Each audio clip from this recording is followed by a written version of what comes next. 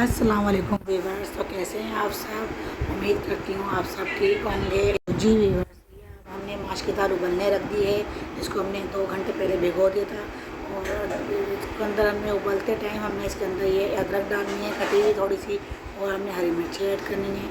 ये हमने दोनों चीज़ें ऐड कर दी हैं इसके अंदर। अच्छा, जितनी जल्दी आप इसको यानी कि देर तक इसको उबलने रखेंगे, यानी कि भिगो के रखेंगे, उतनी ही दाल अच्छी आपकी बनेगी।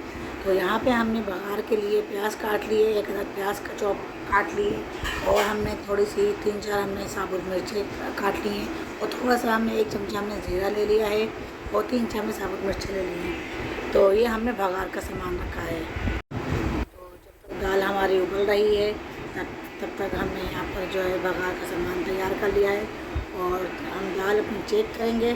फिर दाल हमारी उबल चुकी है तो फिर हम इसमें बघार लगाएंगे। यहाँ हमने पैन में तेल रख दिया है। जब तक हमारा ऑयल गर्म होता है, तो ये देखें जनाब, ये दाल हमारी, हमने इसको पानी निकाल लिया है। दाल का पानी निकाल कर इसको हम चेक करेंगे दाल हमारी गल गई है क्या नहीं। ज़्यादा नहीं गलाना इसको, बस थोड़ा ही इसको गलाना है।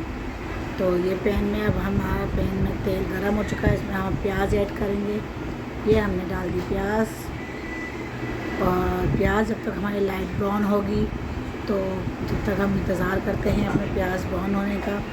जैसे हमारी प्याज ब्राउन होगी तो इसमें हम साबुत मिर्च और ज़ीरा ऐड करेंगे।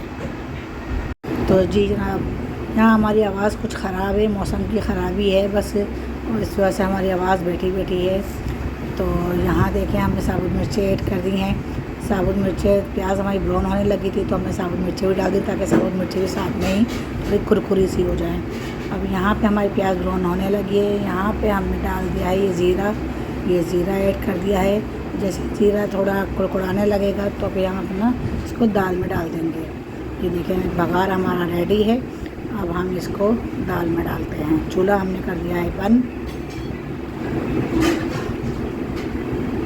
ये हमारी दाल में हमने बघार डाल दिया।